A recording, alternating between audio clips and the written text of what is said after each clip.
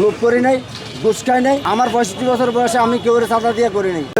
তাহলে অ্যাক্সিডেন্ট হইলো যে একমাত্র উজ্জ্বল অভিযানে, নইলে কি তো ভালো থাকতো। এখন আপনাদের জন্য সরকার কি করতে পারে? সরকার যে কোনো একটা শৃঙ্খলাভাবে একটা জায়গা তৈরি করে আমাদের এই হকারের ব্যবসা বাণিজ্য করার জন্য তো একটা পজিশন ঠিক করে দেখ, আমরা বাস এখান থেকে উচ্চ দিয়ে যাবো গিয়ে। না খালি অভিযান দিয়া একটা আইনজীবী মানুষ দিয়ে আমাদেরকে নির্যাতন করবো, উঠিয়ে দিব, আবার কয়দিন পরে আমরা ফের দুঃখ খেয়ে বমু। কিন্তু আমাদেরও তো ফের বোক আছে, মাসে 30 দিন খাইতে হয়, 30 দিন সংসার চালাইতো, গাড়ি ভাড়া দিত, ঘর ভাড়া দিত, তাহলে আমরা এগুলো জমাটা দিই নাই তো। অনেক সময় অভিযোগ আসে আপনাদের থেকে চাঁদা উঠানো হয়, এই বিষয়ে কি বলবেন? ও চাঁদা উঠানো এগুলো আগে ছিল, 5 আগস্টের পরে দিয়ে বেশি হয় না। এটা স্বাভাবিক যারা আছে এটা নির্মূল হয়ে যাবে বস্তি দিলে। কেননা আমিও 5 আগস্টের পরে কেউ দেই না, দিবও না, আশা করি আগেও দেই নেই। আমার 65 বছর বয়সে আমি কেউ চাঁদা দিয়ে করি নাই।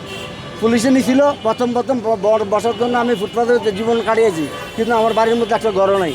তা আমি যা আমার মতো মানুষ যদি আজ এই বয়সে মানুষের জানে, আমার বাড়ির বন্ধু বান্ধব কয় কি তুই কী করছো এই জীবনে, তুই তো অনেক গাড়ি বাড়ির মালিক করতে হইতে পারতি। লোভ করি নাই, ঘুষ খাই নাই, বদমাশি করি নাই, আজকে আমি জিরো। এই হলো হকারের অবস্থা হলো এটা। এরা একজনকে বড় করতে বলতে পারে না, একজনের সাথে জুলুমও করতে পারে না, এই জন্য তারা হকারি হয়ে গেছে গিয়ে। নির্যাতন দুর্বলী করলে, ব্যবসা ডাবল করলে এই তারা হকারি ছেড়ে দিতে পারবো।